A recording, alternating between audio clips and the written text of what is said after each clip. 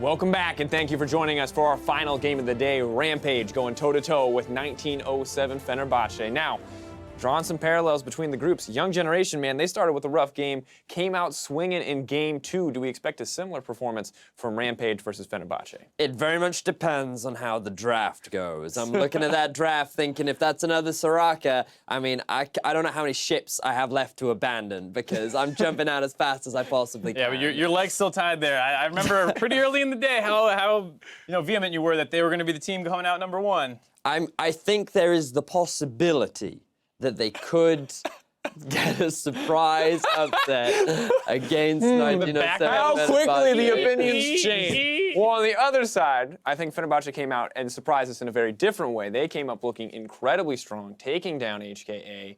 It was a good look for them overall, but how dominant did we really feel that win was? It was a little tough to say because it did come off the back of 2 Baron steals, and I think you can give them credit for team fighting better than HKA, and it might be the kind of thing where Rampage's early game last time did not look so good, and so if they move into the mid-game even, Fenerbahçe is very likely to win, but it is kind of contingent on that fact that, we haven't really seen Rampage with a reasonable draft. Yeah, all I want to see from Rampage is get out of the laning phase because domestically, they are very slow as a region. They're not about early game junglers. And I think that so far in this group, they've experienced 1 early game jungler and they're very likely going to experience another one in the form of Crash. So as long as they can control him and not put their laners into such a deficit by 1, drafting poorly, and number 2, allowing themselves to get camped extremely hard, then I'm hopeful when it comes to their ability to much more conservative language. Team fighting is what I think they're good at. All right.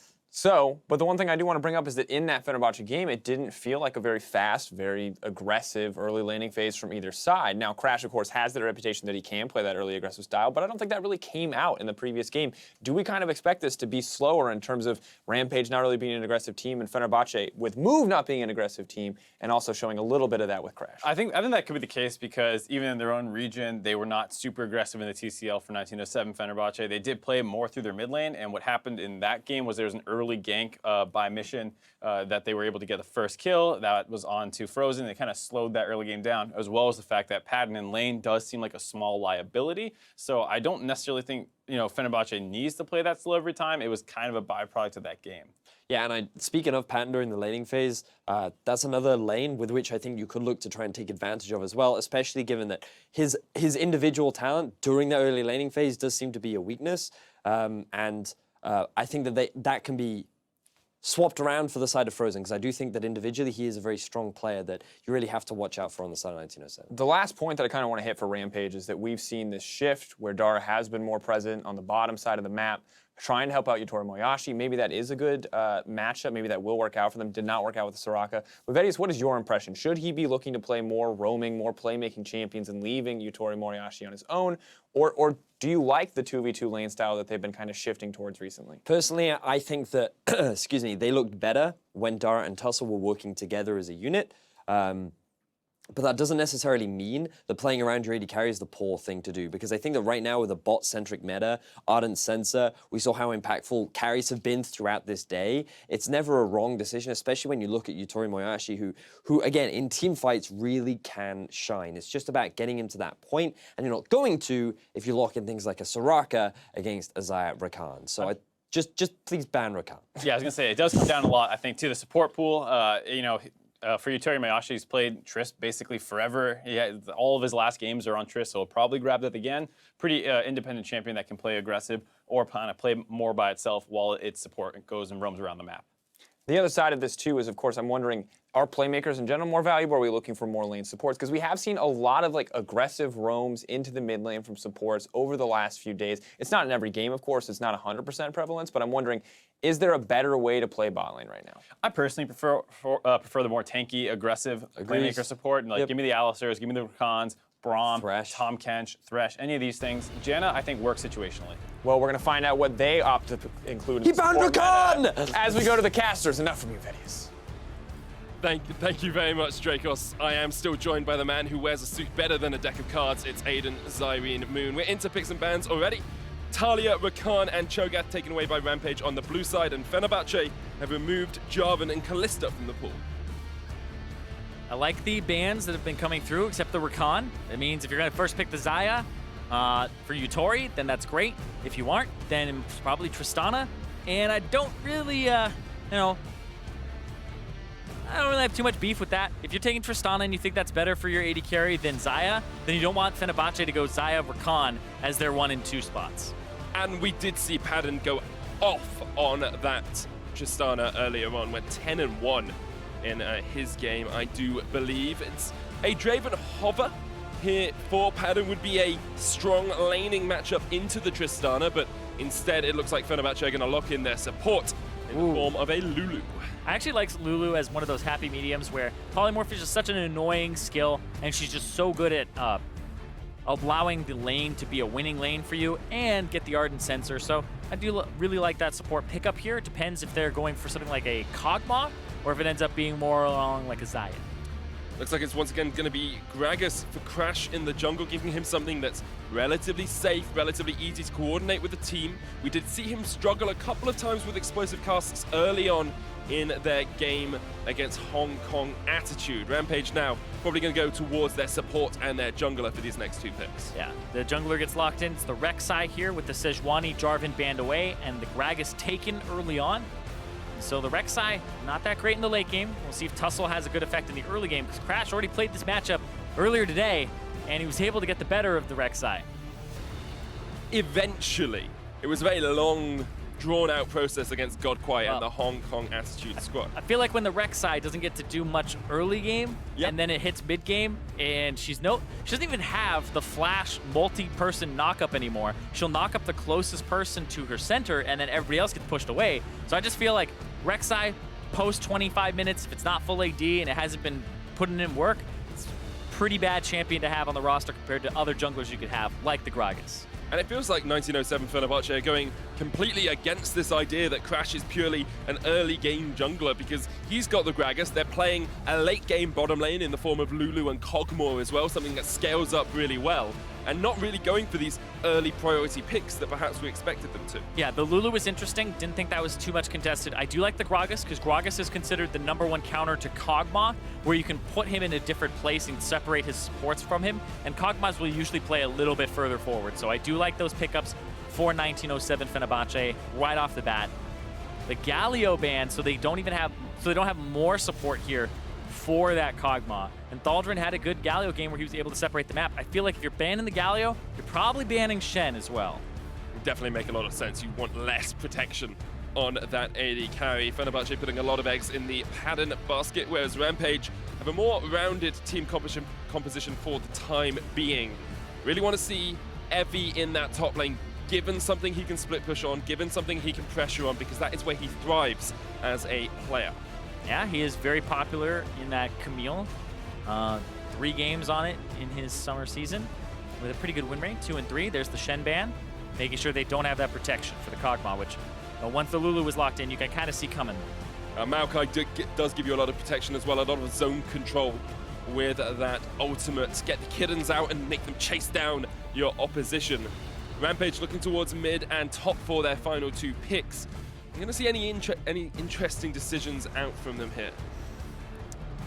It really depends. You can go for something more aggressive like the Gnar and try to win that lane in the top side, especially with all these tanks banned away. I feel like that's what they're looking for here. And when you have that Corki, Fenerbahçe can go for Syndra, LeBlanc. There's a lot that's left up here. If they wanted to really hard counter it too, you go Kassadin, but then your wave clear is awful.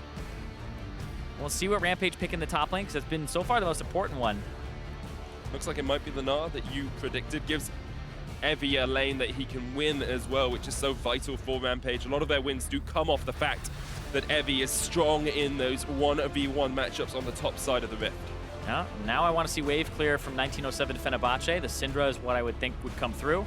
Beats the Corki early, loses a little bit later when Trinity Force Hexdrinker are in. And there we go.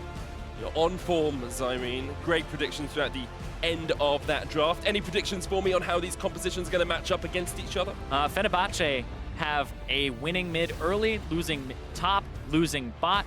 Except for the Lulu, will be able to actually provide pressure. So this is one that flips later, but I do feel like the Kog'Maw and the Lulu should be able to push in the Tristana and the Alistar but Rampage have the more aggressive jungler, so watch for what Tussle does early against Crash, and then Rampage just have superior split push come late game. Tussle hasn't always been an early game jungler as well. Very low proximity early on with his team, not great at utilizing these early junglers, but is good at being involved in kills when they do happen for the Rampage lineup. Rampage, of course, coming off a loss earlier on.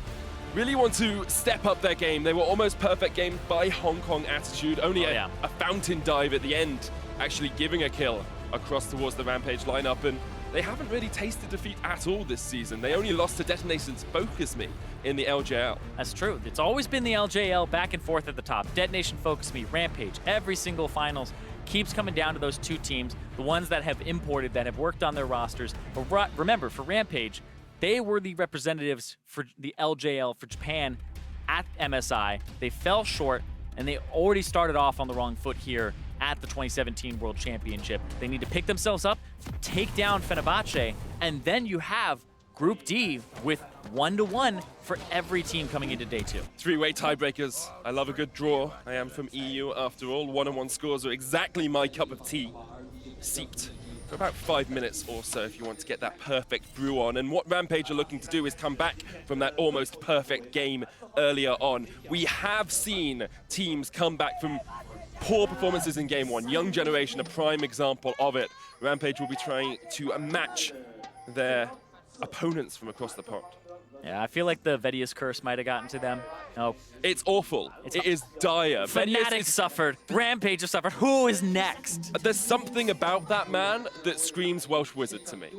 You know, he's thin, he probably lives off moss. He has that makes lean. all of these predictions. He's got dragon fire in his eyes. God, he's Daenerys Targaryen, eat your heart out. I was about to say, he's like Caius Ligarius from Julius Caesar. He's got that lean, hungry look to him. True, you are true. Rampage have a very hungry look to them, as well as they are hungry for their first victory in Wuhan and of Worlds 2017.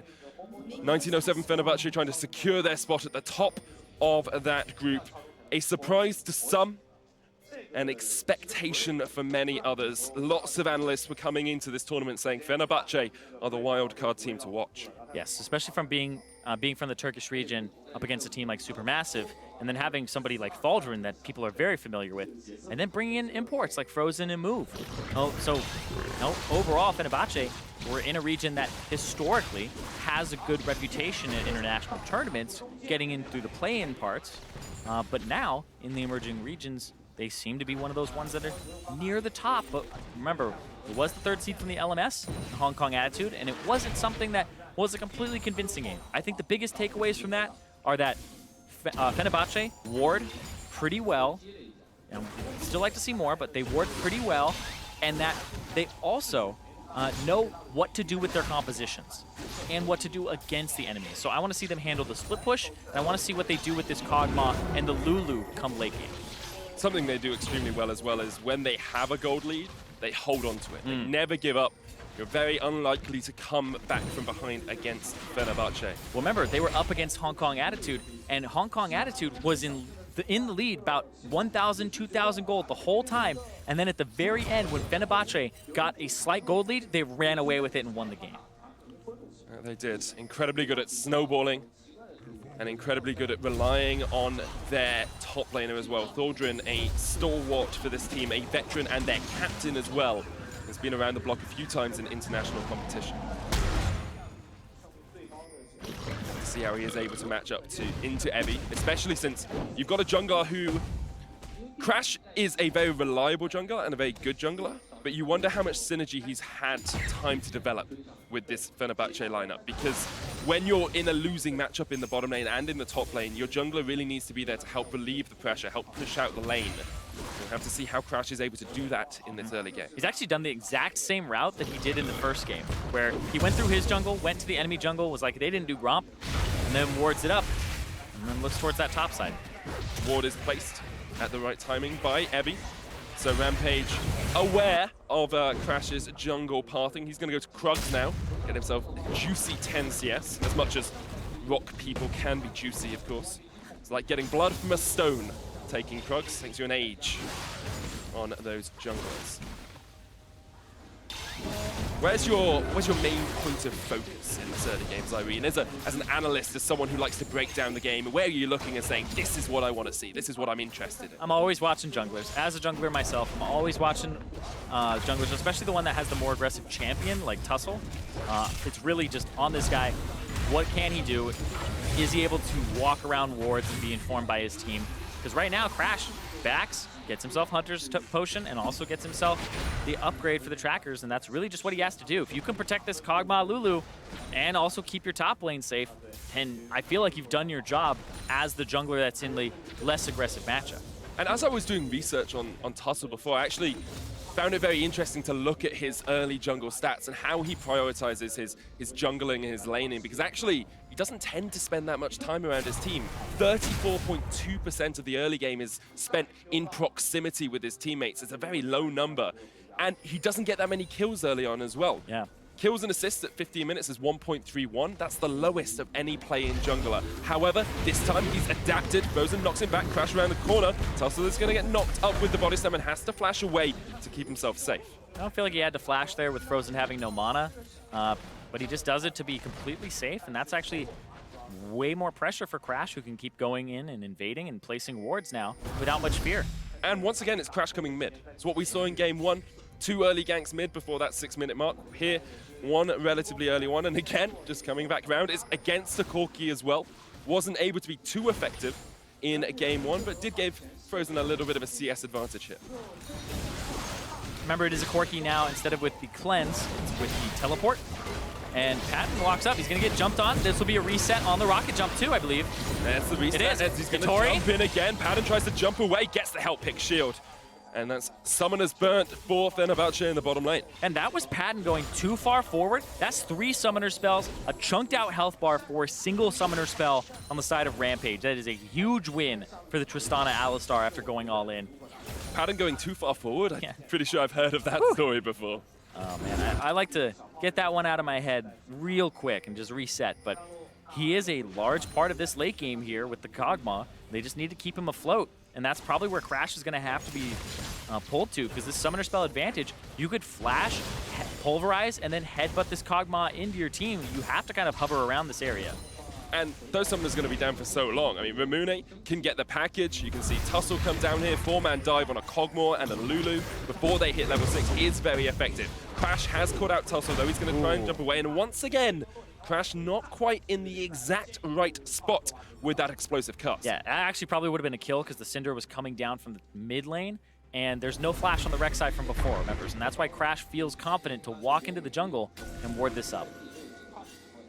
Even game in terms of gold, but we're seeing advantages for both teams in different areas. Bot lane seems to be going in favor of Rampage. YutoriMoyasi and Dara doing a great job down there. Mid lane is in favor of Frozen and the jungle as well for Crash. So Fenerbahçe playing around that mid-jungle synergy, the 2 Koreans on their team. Thaldrin just ultied towards Ramune. This is a trident attack. They're coming from 3 different angles. That's a long route. The route lands. Here comes Frozen as well. The flash away, but the route is going to hit once again, and that's just first blood for Fenerbahçe in the mid lane. Yeah, that is a fantastic trident attack with Thaldrin, Frozen, and Crash all showing up to kind of give Frozen a large advantage here because the TP was already used by Ramune. Evi's used TP now as well, so that's another teleport that is going to be down. Thaldrin will have his up sooner than Evi, so that gives them more advantage later on, and they can look for more of these plays. Fenerbahçe typically playing around Frozen once again. Yeah, and remember, the Maokai ultimate was changed for the longer it travels, the higher the duration is, up to 2.4 seconds of a route. And so it went a very long distance and was able to just keep him in place. He blows his flash afterwards, but still, the W from Thaldrin had already connected as he is caught up. And one of the key points we've been making so often throughout these play-ins is your veterans have to stand up when you're in play-ins. Thaldrin comes down, probably calls for the gank, says, I'm coming mid, let's kill this guy at level 6. And that's something that we didn't see from him earlier, because remember, he was in a matchup, Galio versus Maokai, where he got pushed under his turret. His turret was half HP. It's like, why isn't this Galio shoving out the Maokai, or at least clearing and kind of handshaking on waves, and then going to look for like an ulti mid or something, or some type of engage, or trying to blow flashes in other lanes. So Thaldrin much more active this game on this Maokai. A 20 CS advantage though for Rampage in that bottom lane. YutoriMoyasi and Dara doing a great job down here as they continue to force back Padden. Not quite got his flash up. It's about a third of the cooldown remaining on that, but there is an exhaust for Japone, so if they do get aggressed upon, they should be able to keep themselves safe, especially with that level 6 wild growth from the Lulu. Since this bottom lane doesn't win for Fenerbahçe, and it wins with the aggression now because the Summoner spells being down for Padden, getting control of this Infernal Drake for 1907 really relies on Frozen in the mid lane, and that's kind of where you want to play as the junglers. More towards that mid lane here, since your mid laner's winning, since he has a CS advantage, you've got the jungler's the flash early on. You can start going for things like this, where you can start setting up roams and trying to get something like that Infernal Drake and freeing up your bottom side. You're saying that Crash should gank mid lane on 1907 Fenerbahçe? I'm saying he probably shouldn't go bottom, and instead he should go mid, because then him and Frozen can team up and free up bottom, because I don't think this bottom lane is in a fantastic position right now. And Thaldrin, again, ulti's back up. I've seen this story before, but Crash is not in the right position to be able to capitalize on it if they do go any deeper. Frozen not with his blue buff. Ramune has his own. And now this is what you want to see a bit more from Evie as well. If Thaldrin's going to continually roam away, you need to aggress on him as he comes back. You need to chunk him down. Yeah, still just getting denied some minions is mostly what happens here. Thaldrin not to get back. And now Crash is going to help them get it back.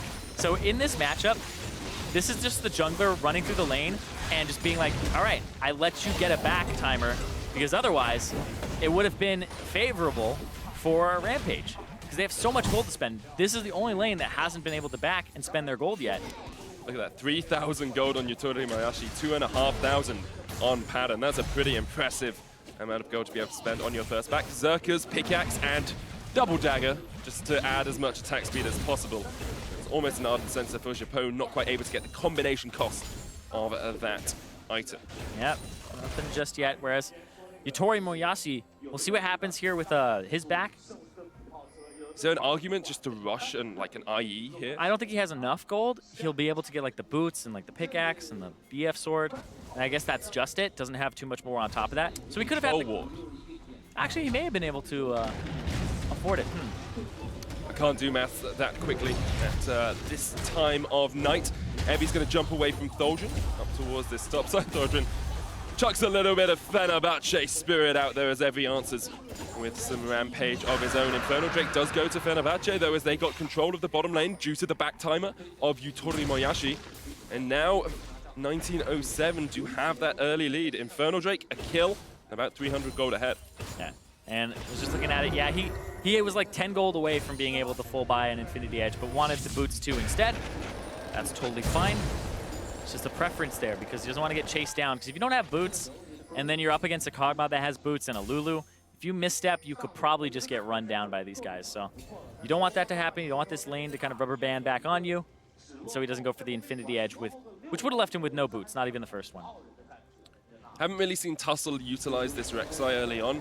It has been positioning towards mid at times, and we're actually seeing Dara get a flank off onto Crash. Tussle's on his way as well.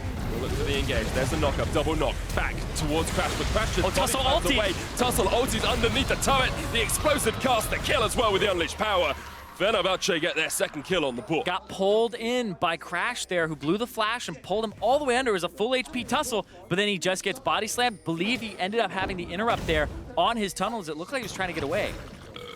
It's great play by Crash and good combination with Frozen as well, who was there to pick up the kill, has the Sorcerer's Boots and is looking towards that Morello Nomicon. Let's have another look at this because I believe the tunnel comes underneath. Yeah, it was early on that he used the tunnel.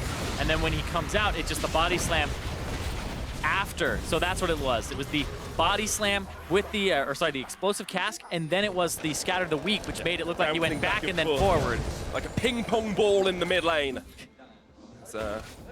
But like I said with the Rek'Sai, this is a champion that you gotta have some type of tempo. If you start losing that, it's like, all right, this champion does not feel good to be playing right now, especially into things like the Gragas and trying to reach this Syndra. It's gonna be really difficult since he wasn't able to exploit the early part of the game. Evie trading onto Thaldrin in the mid lane. When you go into the Mega Gnar, you get an ability to trade relatively effectively, but Thaldrin will just continue to harass back. Sap Magic passive, of course, on the Maokai gives you a lot of health back in this matchup as well. Meanwhile, in the bot lane, we still see that turret being pressured. It could be first tower blood down towards this bottom side. We said top and bot lanes are gonna lose for Fenerbahçe. Rampage will be able to get the advantage, and meanwhile in the mid lane, that's where we've seen 1907 Fenerbahçe put their pressure. Yeah, but there's also a package now for Ramune, so he's looking to roam, looking to maybe get this bottom turret. And you have to have people show up and be in attendance here. This Crash will hang around this area, and you can see Ramune cares more about his positioning here and the killing out those wards. To just use the package to get back into the lane to clear it out. I was expecting a roll call in the bottom lane. School was in session. Had to mark off the attendance, but Ramune was decided he wanted to bunk off school today, taking a little bit of a break, maybe going camping with your father. Nope. The Gnar knocks back. It's just like, nope, not gonna happen today. I don't know if this is set up for another joke. Nope. Just referencing back. You've got to elude sometimes. Please stop. And elude Evie as Thaldrin is kept in the lane. Evie's almost up towards that back cleaver. Bottom side, 2 people roaming down.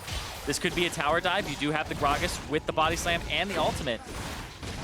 Immediately, YutoriMoyasi and Dara back away, but we're starting to see that pressure from Padden that does happen on the Kog'Maw. You pop that Bio-Arcane Barrage and you can put a lot of damage down very quickly, especially with the Lulu buffing you up. Yeah. He just walks forward with that extra movement speed. And then it really would become Dara. In order to stop that, he'd have to go in, headbutt, pulverize. And then at that point, you're putting yourself more at risk for that gank. So you just book it out of there, back, lose some CS to the turret. And Thaldrin. And a stat magic, try and get some health back. Pops down the Nature's Grasp as well, but it's a good dive from Rampage. As Tussle gets his first assist on the board, and Rampage get their first kill of the game. And Crash is just looking to get to that turret so it doesn't drop. But there's enough of a forcing unit here. You may have to pull Frozen up to the top side too. But Dara is just holding mid. If you're a support in that situation, you are so happy. Because you know you're going to get all of those CS. Oh no, you're not, because they got into tower. Oh, you saw 200 gold just disappear before your eyes. Does that make very sad cow. He's morose now. Oh my god. You're worse than Freak. Just That's not a compliment, by the way. well, yeah, worse usually isn't. Just the excitement of worlds. It's getting to me, Zyrene. I gotcha. 1,000 gold lead for Fenerbahçe as they continue to get this mid lane pressure, and they've got Ardent Sensor on the Lulu now as well, so Padden is going to be in a strong position. Only 20 CS down at the 17-minute mark after losing out that lane pretty early on. And now they're going to swap it. Because this turret on top side is really low and also the one on bottom, you got to find something that may crack a turret faster, and you may be able to get an advantage. No, actually, they're just going to swap it again, so it looked like some hesitation there. Maybe they thought that because Evie was pushing, I don't know. Because they saw Tristana and Alistar killing those Krugs with the ward that was placed earlier. I guess they just answer here, and it might have been a call from Crash that, hey, I'll help you guys out, because he's on this side of the map. Down towards that bottom side, is spotted out by a ward, but he will clear that. Rift Herald has been started by Tussle and Evie. As a dragon up, it's only a cloud. Infernal, of course, picked up earlier by Fenerbahçe. 300 gold between the two teams, very even early on. The scaling advantage seems to be in favor of Fenerbahçe with the Kog'Maw and the Lulu combo. Yeah, you always have to worry a little bit, though, about what happens with this Gnar in terms of split push and pressure. And then the Tristana, can you reach him? Because this may be a point where you really have to rely on Padden for a lot of that damage. But the front line, like you were saying, it's pretty good for Fenerbahçe. I would definitely say it's easier to execute in the late game for Fenerbahçe. And sometimes that's what these games come down to. It's which team can pull off their composition easier. Like, is it just a composition where you run at the enemy? Yes, that can work. Yep. Now we're looking for a turret race. Tussle on top with Evie. They've already dove this guy once. They're trying to get that turret. And meanwhile, bottom, they're just trying to get that damage on it as well. The Thaldrin flashed away there. Turret will go down in the top side first, so Rampage gets a little bit extra gold out of that. Still slightly behind, just CS advantages being picked up for Fenerbahçe. Just some extra gold from somewhere. Yeah, more tempo, though, and with more members here on the bottom side. And now they have Syndra coming down, too. This will be a 4-on-2. There's so much damage coming out from Padden. 2.2 attack speed at Frozen. 18 minutes. Frozen's going to get onto YutoriMoyasi, but doesn't have the damage. Stun. The knockback, the heal. He does get the kill. That's the reason he is the person to watch in this team. Frozen comes up big, gets them a tower in the bottom lane, and they're going to keep pushing. They're going to keep going, exactly. They're going to look for this turret, potentially an inhibitor on top of it, because Rek'Sai's in mid, not gonna be able to push that turret. He's thinking about it, he wasn't back in there. He's throwing down Rift Herald, that's what it is he's trying to get that turret back. And nope, they're gonna back off after that, because they need to go answer. I'm having flashbacks to the last game. 20 minutes, almost an inhibitor falling. Join us in 32 minutes as this game will conclude. Tussle is able to get the mid lane tower. Rampage trying to get something back, and that's what you see good teams do. If they know they're losing out on one side of the map, they try and get any advantage they can on the other. But Fenerbahçe, with a great push in bot, secure themselves 3 turrets. Once again came down to mid lane priority. Frozen had mid lane priority, came down to the bottom side, and then he was able to make that play happen and get those 2 kills. Whereas Thaldrin here, No pushed it flat mid. for him. Tussle's on the chase, but he does manage to heal. cut away the sap magic, but there's the Gnar into the wall. Evie gets a kill for himself. It's 2 for Rampage overall, but Evie is just getting absolutely shredded by Padden. The engage from Crass. Rampage have to flash away. And Fenerbahçe are in the driver's seat in this game. And now they have a little bit more pressure on this mid lane. Padden has been able to pick up a good amount of CS. He's only 10 down now. And with people are backing here, this might be another turret for Fenerbahçe. 4 towers at the 20-minute mark. This is much quicker from them. Liking the acceleration they have. We said it earlier on, when they get ahead, they don't let go. And that's exactly what we're seeing from 1907 Fenerbahçe. Yeah, they just play around mid a little bit better there with Frozen and the early ganks that went his way. And the fact they were able to shut down Ramune allows him to play towards the bottom side and get this dive. You can see here, Crash, really aggressive. That was a great ulti there from Japone to knock up Dara as he was headbutting in. And then Frozen, really since the rocket jump was down, just gets a disgusting combo. Really well played by Frozen as well. That's the reason that he was a mid laner for Longzhu. It's the reason that they wanted to set up a team around him. Thaldrin does get caught out a little bit here, perhaps just pushed up a bit too far. But he lives long enough to pull them in, and then that's what ends up allowing Padden to get this kill back onto Evie, because Evie blows the flash forward after leaping previously, and now you get to run down. Padden with the Ginsu's now has a Runan's on top of it. 21 minutes in, you've got an Ardent Sensor, Runan's, Ginsu's Kog'Maw. Yeah. That is pretty darn disgusting to face up against. Yeah, and we're talking about things that are disgusting to face up against. Frozen has gone from Morel and Nomicon, Sork Shoes, Void Staff. This is typically like a third purchase. You'll usually see like a Leandri's or something, but he's just saying, I want to be able to obliterate people. There's a little bit of MR that's been purchased with the boots and the Hex Drinker. We're just going to try to get in there and blow these guys up. So look at Frozen to try and snowball now that he's acquired this lead. Crash getting forced back by Tussle. Padden gets a little bit of chunk down onto the tower, but not going to be able to finish it yet. YutoriMoyasi on the other side does have an Infinity Edge. His Frozen. Tussle goes down to half. Dara, another great wild growth. Japone is showing us exactly how to beat an Alistar on this Lulu. They do lose 1 though, and now we're going to see Rampage continue the chase. Voidooz comes out, slows them up. Rampage will not be able to get anything more out of this. Well, Rampage, no, there's no teleport on the Maokai from before, and this is a 3v5 for a bit until he runs up here. Starting up the Baron, that's questionable. Oh, wait, Frozen took a blast cone. Frozen got caught out. Ramune gets the kill, and now Rampage are right back in this game. 1,000 gold between the 2 teams, and this is where you start up the Baron. Padden and Japone still alive. Exhaust up on the support. Heal. Flash on the Kog'Maw as well. And Evie's about to transform. This is exactly where you want to be with the Mega Gnar. I feel like if you can see this, whoa, he smited for HP. They're not actually doing it. They just want to fight. Can't quite get the wallop. Here's the Nature's Grasp as well from Thaldrin. The room! Out Padden with a huge amount of deeps, but there's the knockout. Padden still going through. It's a double, it's a triple. He's going to get the quadra as well as the Alistar falls. He's having beef for dinner tonight. They're going to give him the penta! Is there, trying to jump across the wall. Thaldrin with the chase. Padden can't quite get it. The knockdown onto Ramune. There's the root. There's the penta. Kog'Maw for Fenerbahçe. If you're going to remember anything about Padden, erase the brain. Put this in there. That pentakill, 3v5 in the Baron Pit. Thaldrin with the glorious Nature's Grasp. That is what you want to see from a team captain. Superb play by Fenerbahçe. Japone as well, so instrumental on that Lulu pick. And this is why people tout them as the best in Group D. This is why they're looking to go 2-0 today. And they just have such a lead now after that. That was Frozen dropping the ball, getting caught after the blast cone. And even before that, the catch on Crash. So this was able to remedy all of that and put it back in Fenerbahçe's favor when there were some misplays there. But this was disgusting. This was Frozen. Yeah, the blast cone, that's a mistake. They're able to pick him up. Crash is already dead. 3v5, you start this up, but Thaldrin had already started walking up. His teleport, I believe, was not up at this point. It does appear at the bottom, but I don't believe it was. So he walks up, but his placement here of the ultimate, and the fact he keeps his distance, he casts it now, and it starts going. And then everybody says, all right, time to go up, but the range on it, as they turn the corner, as they're almost there at Padden, he's kiting back perfectly, and when the headbutt pulverize from Dara comes in, the slam from Thaldrin stops it, and that ends up being a fantastic pentakill here from Padden. They give him Padden the stats. They Japoned the enemy team there.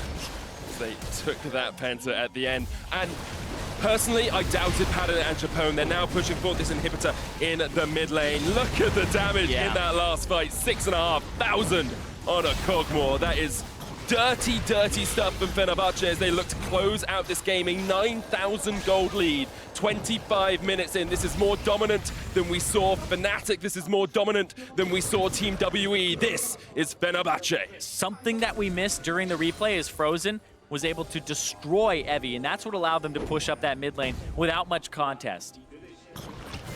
Just incredible stuff all around. Rampage wondering where their lead went, wondering where their early game went, wondering where their Tristana went. She's facing up against a 7-0-0 Kog'Maw. Yeah, a full item up, by the way. Now he has the most gold in the game, and he has 3,000 gold more than anybody on the side of Rampage. I love this build as well. I really like getting the Frozen Mallet when you're this far ahead because you get that extra tankiness. If someone gets onto you, you just shred through them and they're not going to kill you quickly. Exactly. How do you lose this game? Padden dies. How do you stop that? Frozen Mallet. So I like it here. Some people go for the wit's end, but he just wanted this to kite back. And now it's going to be even harder to shut him down, and that's how you make that snowball happen even further. He's caught. Let's see what happens. There's the wild growth, but Evi gets shredded down. That's a legendary Kog'Maw, and now Padden's just opening up the big guns. He's going to get onto Tussle as well. It's a double, looking for his second penta of the game. Oh my God. Dara, but Ramune and YutoriMoyasi are not going to give it up. Right in the fountain. Get in the fountain, boys. Rampage once again on the end of a devastating loss. They lost earlier on, and now it looks like Fenerbahçe are going to take them down. Only 26 minutes in, the Nexus towers are falling. You can see they're just trying to take care of business here. Make it fast, Padden. Walk it forward, but that's going to be the next. That is so quick. What an impressive performance from Fenerbahçe, and what an impressive performance from their bottom lane as well. Padden trying to get on towards the founding, but that is the Nexus, and that's Fenerbahçe going 2-0 up. And ending the first day at 2-0 at the top of Group D. This group was up in the air. We had some people saying Rampage, some people saying HKA, and others, the whispers, 1907 Fenerbahçe, are now shouts. They'll be screaming their name right now. Incredible performance by them. Of course, commiserations to Rampage, who are looking like they're going to be the third seed in their group. They're going to get placed last. They obviously still have 2 games to try and fight back, and if they do manage that, they can definitely challenge. Just haven't seen enough out of them to put them up with Fenerbahçe and with Hong Kong attitude. And this is what you wanted to see from Fenerbahçe, because their match against HKA, you could see the vision control, you could see how they were playing around mid, but there were still those issues of, okay, we don't see them being convincing versus HKA. It looked like a compositional difference where HKA didn't have enough engage, and then you see for Fenerbahçe now, fast game, 26, almost 27 minutes, and that was a decimation. It's different type than the one that you saw from the almost perfect game of HKA versus Rampage, but this one was methodical once they got the lead. There were some hiccups, but really, everybody, when somebody dropped the ball, somebody else was there to pick it right up. And it's the adaptation that I really like as well. We said we wanted to see more from Thaldrin. He ganked mid really early on. Yes. We wanted to see more from Crash as well. He was able to set up his bottom lane. And then you get Padden, who really comes from nowhere and gets 10 kills by the end of the game. Yeah, he's 10-0-0 at the end of the game. In his previous game, he was like 7-1-7. Yeah. Like, this guy is putting up incredible score lines. His laning phase is the one thing that people have been criticizing, and they've been circumventing a little bit. But I do think that one of the things to look at is Crash coming to the bottom side, giving them better back timers, right? You're seeing this jungler understand what the team needs so that they don't get absolutely destroyed, so that you don't end up having this bottom lane be something that's an issue. And I really think that that is something that that kind of transcends whatever champion they're on. It's a play style thing, and if they're able to keep this bottom lane afloat, and he gives performances like that in the late game, that becomes reliable. Yeah, Fenerbahçe looking very strong to break down that game. Let's close out the day with the analysts. Over to you guys. Thank you very much, Matt. Of course, just want to start off by taking a look at the composition that has been assembled. This Vedius bows his head in remorse. Of course, a very rough day coming in for Rampage. Got to say, though, Fenerbahçe looking stronger and stronger the more we see from them. Yep, and Rampage, I like what they did with their draft this time around. Just picked pretty standard overall, a lot of comfort stuff for them. And they were hanging in the game for a little bit. You saw that YutoriMoyasi was able to build a very big CS lead over Padden, which seems to be kind of the story where he loses lane, but then once he's out of lane, looks like a totally different player. Yep, I'm really impressed with how Padden plays these team fights, especially one of those fights towards the very end. The fact they were 3v5 and they were still able to win it, just really demonstrating the teamwork that they have. But for the side of Rampage, like it's just kind of disappointment because they seem to have a lot of really strong compositions that they have a lot of options to play with, especially down the bottom lane. I was expecting them to try and set up roam plays, like there were loads of opportunities for them to gank, maybe get early towers. They have a Gnar up in the top lane, like they had TP advantage multiple times, and they never take advantage of any of these windows, and they just play the early games so passively that it gives the freedoms for team like 1907 Fenerbahçe to be like, oh, so we can just do whatever we want. Perfect. Yeah, great example being that Maokai roam, early into the game where they just send 3 resources to Frozen. We're saying like this is kind of the play style you should expect out of 1907 Fenerbahçe, and they didn't feel like they were really trying to stop it. The teleport came in super late from Evi, and they basically just watched their mid laner die and slowly give up advantages. Yeah, and the interesting thing is that Syndra felt like such a huge catalyst in the early game. Everyone was playing around the Syndra, but as we moved later and later, the Kog'Maw felt like it just increased in value, and honestly, Padden just went unnoticed for so long until we come to the mid game, until we come to that Baron, and we see what happens when you put a Kog'Maw in a 3v5 and his team is there to protect him. So we pull up this replay of that pentakill at Baron. Padden in lane, lull. But you get him out of lane, he suddenly is a totally different player like we were saying. Good pickoffs by RPG to really set this one up, but then when they try and get onto Padden, they're not actually able to get any kind of chain CC and lock him down from putting out all this DPS. Yeah, I was just really impressed with the way that everything kind of came together. The Maokai ultimate just being good at arriving at the right time to prevent the rest of Rampage to getting on top of the AD carry. Then he repositions in a great way, allowing Lulu to provide all this additional support. And they just kind of funneled one by one into the mouth of this Kog'Maw, who turned himself up a pentakill.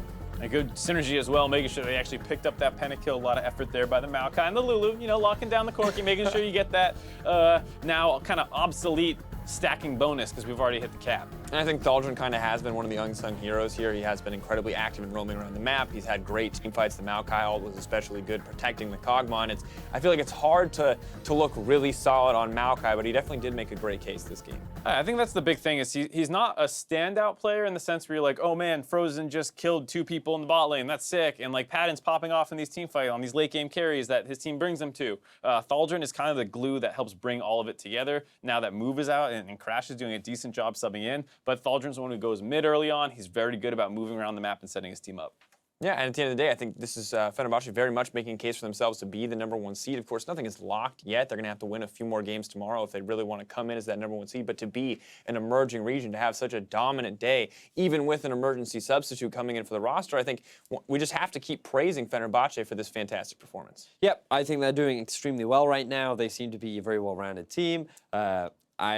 My only criticism could be like maybe seeing a little bit more early game action, but when you don't necessarily have that synergy with your jungler, like you can forgive them, right? But aside from that, like their team fighting looks very good, their ability to use leads looks very good, and when they're put behind early on, they found effective ways to come back into it. All right, well, for the winner's perspective, let's send it over to Fish, who has an interview with the 1907 Fenerbahçe mid laner. Hey guys, I'm here with Frozen after their quick victory over Rampage in their second game of today. Most of the analysts that I've talked to, most of the analysts I've spoken to have said that, either HKA or Rampage were favorites coming into this group. Now you guys are 2-0 on the day. What did you expect coming into the first day of play in group stage? 네, 지금 오늘 굉장히 빠르게 경기를 지금 끝내고 오셨는데요. 대부분의 중계진 쪽 분석에서는 이제 HKA나 아니면 램페이지가 아무래도 우승이 유력할 것으로 예측을 했습니다. 하지만 오늘 벌써 2-0으로 전승을 거두셨는데 이렇게 예측을 하고 오셨습니까? 네, 저희는 사실상 2-0까지는 예측 못했는데 저희가 그냥 저희 플레이 하면서 그냥 이길 수 있다라는 생각 가지고 하니까 이기게 된 것 같아요. Okay, no, not really. We didn't really expect to win now 2-0 today, but we just did our play and we believed that we could win, and that's what led us to the victory. Well, that's great to hear. On top of that, you know, that game was much different from the first one against HKA. Much faster, much cleaner. You guys got a pentakill to a lot more team fights. Tell me a bit more about the game plan coming into game number 2 against Rampage. 네, 그러면 처음에 홍콩 애티튜드와는 정말 다른 경기를 방금 전에 선보이셨는데요. 지금 굉장히 더 빠르고 정확했고 펜타킬도 나왔고 또 한타도 많이 나왔습니다. 어떤 계획을 가지고 게임에 임하셨는지요? 일단 사실상 저희 이제 플레이 스타일이 있는데 사실 저희가 연습을 이틀밖에 못했어요. 이틀밖에 못하고 왔는데 저희가 이제 첫 번째 경기 하면서 저희가 이제 팀워크가 점점 맞기 시작하더라고요. 왜냐면 저희가 정글러를 바꿨거든요. 대회 이틀 전에. 그래서 좀 그냥 가면서 그냥 서로 맞아간 것 같아요. 그래서 조합도 사실 저희가 저희 리그 TBF 결승 준비할 때 준비해뒀던 전략들이 많은데 그걸 지금 하나씩 쓰고 있는 것 같아요. Well, actually, we have our play style, but we had to change our jungler just 2 days before the game. So we had only a couple of days to practice and create this new teamwork. So on the first game, we came up with some strategies and ways to better our teamwork. And actually, we had some strategies set up prior to coming to Worlds regarding our team composition. And we're actually actualizing that one by one. Well, it's good to see because even though he was, you know, coming in last minute to Worlds, he was already able to get a smite steal in game 1, performed very well. Now, I just want to know, coming into day 2, you guys are 2-0. How are you guys going to plan to go up against your rematch against HKA as well as Rampage? 네, 그렇다면 지금 교체된 지 이틀밖에 되지 않았는데도 처음부터 이렇게 강타를 스틸하는 등 정말 굉장히 좋은 경기력을 보여주고 있습니다. 그렇다면 이제 내일도 홍콩 애티튜드와 램페이지를 맞서서 경기를 하게 될 텐데 내일은 어떻게 예상하고 계십니까? 사실상 아까 얘기해 드렸듯이 이제 게임을 하면 할수록 저희가 팀워크가 점점 맞춰가고 있는 것 같아요. 저희는 지금 연습한다는 생각으로 대회에 임하고 있거든요. 그래서 아마 내일은 더 좋은 경기력이 나오지 않을까 하는데 혹시 모르죠. 오늘 컨디션이 다 좋아서 이렇게 된 걸 수도 아니면은 그냥 이게 저희 실력일 수도. 내일 가봐야 알 것 같아요. Okay, like I told you earlier, actually we're getting better with our teamwork as we play on game by game. So we're actually thinking that we're kind of practicing today. So maybe we'll get better tomorrow and show you better performance. Or maybe we were just lucky and we had better condition today. Or maybe it is our true performance and true capabilities. We'll see that tomorrow. Well, hopefully it's the form and the practice pays off tomorrow and you guys were able to pick up the 4-0. Congratulations on today. Best of luck tomorrow. We're going to send it back to you guys. I love that answer coming in from Frozen. That's a creative approach to answering questions. Maybe it's that. Hey, I'll like, say one of everything. Look, it could be A, B, or C. I'll leave it up to you to decide what you think is the actual answer. But of course, once again, a well-earned victory. But as we close out the day, let's take a look at the standings. Of course, in Group C, Fnatic end the day in first place with Chaos Latin Gamers behind them at 1-1. And despite going toe-to-toe with Fnatic, Young Generation have yet to find a win. Over in Group D, 1907 Fenerbahçe Espor made fans of the Turkish Champion League proud by going 2-0, followed by Hong Kong Attitude from the LMS, and then LJL's Rampage. Now we're going to see who can secure their spot in the play-in knockout stage with our games tomorrow. Things are going to start out with Hong Kong Attitude versus Rampage, followed by Young Generation trying to get their first win of the tournament against Chaos Latin Gamers, with the groups completing their second round robin and playing out any necessary tiebreakers at the end of the day. So, gentlemen, tomorrow, what matches are you most excited for? I mean, I think everyone's eye is going to go for the rematch between HKA and 1907 Fenerbahçe Esports. It feels like one that was very, very close the first time around. And if HKA can take that and both teams continue to beat Rampage, we might be setting ourselves up for a tiebreaker. I think also Western fans are going to be looking at Fnatic versus Young Generation. I don't think they want another sort of risky sort of, oh, this could be dangerous. Game. Yeah, exactly. I think they're looking for a little bit more confidence coming out from the Fnatic. Well, we'll see what they want to bring us tomorrow. Now, for myself, the casters, and the entire live broadcast crew, thanks for watching, and we'll see you tomorrow for the conclusion of the World's Play-In group stage. Good night, and we'll see you then. Now hug me, Mark. Hug me.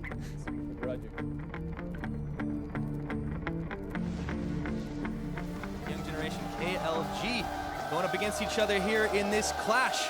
On the other side of the groups, we'll see who comes out on top of it. He's almost under tower, flashing forward. My goodness, he hasn't been able to get the rupture just yet, but Monterrey, how far does he want to go? And he goes a numbing. 比科尔再走出来找到一个速度的距离，但是满德瑞亚还在距离中，在一个 Q 技能下是躲过以后，正面看到了新的拉菲，闪现过去一个倒钩，上 is here, just way too late. And Kai Wing is able to secure that kill. Now Tussle finds himself without any friend. no. Under the tower they go, and it's Unified flashing forward. It looks like it's going to be the perfect game. Rivers is gonna back and teleport right on top of it. They're not giving a chance for Rampage to get anything. Down goes Dara. Yutari, no, it's going to be Unified. He would. He gives them the kill. No perfect game for Hong Kong Attitude, but it doesn't matter. And down goes the Nexus. Oh, the heal is already spent, and he just keeps the cocoon. Doesn't need to spend it, but the teleport coming in. Flash away from Deerwolf. And do they have the damage? They do. Exatamente, vai. Nossa senhora! Que jogada para... Fnatic with a commanding Game 1 victory. Here's the unleashed power onto Caps. Jumps away the flash, but no! Caps is clapped! Baron down to 2,000. Ren gets jumped out of the pit. The Baron falls. It's gone to Young Generation, and they've still got members alive. Jeff is so low, but 3 members have died. Caps lands the chains onto Nolan. There's the taunt. That is a shutdown on to the Syndra. So as Reckless ending the game. Unleashed tower. Reckless says, I don't care about your kills. I want a Nexus. Padden still going through. It's a double. It's a triple. He's going to get the quadra as well as the Alistar falls. He's having beef for dinner tonight. They're going to give him the penta. Vem pro penta, vem pro penta. Padden! Unify's gonna get one, not quite the quadra for Padden. Crits to jump in, it is a quadra and an ace for Fenerbahçe. Com quem fica? Vai tentar entrar por ali. Roubou! Barão! Crash! But is this too little too loud? Holy moly! Frozen steals it away, Japone's gonna jump in, here's Thaldrin as well. Fenerbahçe gonna close out this game, it's a 50-minute classic, but Fenerbahçe stamp their mark on Group D.